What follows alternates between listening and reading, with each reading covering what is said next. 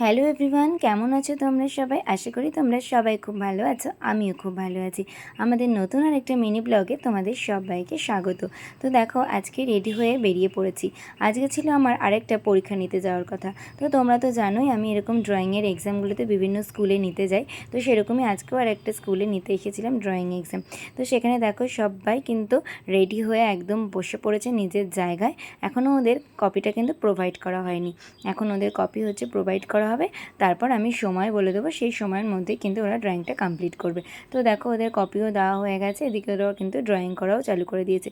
কি ছোট্ট ছোট্ট বেবিরা, আমার তো দেখে ভীষণ ভালো লাগে, কারণ আমি তোমাদেরকে আগেও বলেছি যে আমার ছোটো বেবিদের সাথে সময় কাটাতে ভীষণই ভালো লাগে। তো দেখো ওরা খুব সুন্দর করে ড্রয়িং করছে। আর এখানে এসে না আমার সবথেকে বেশি ভালো লেগেছে এখানকার কুলদেবী, মানে ওদের এখানে কুলদেবী ছিল হচ্ছে মনসা ঠাকুর। তো দেখো এখানে কি সুন্দর করে মানে পিতলের মনসা ঠাকুর রাখা হয়েছে। আর পিছনে এঁকেছে, ওটা হচ্ছে কি মানে যেখানে পরীক্ষা নিতে গেছি তিনিই হচ্ছে কি ওটা ড্র করেছে, ভীষণই সুন্দর ছিল।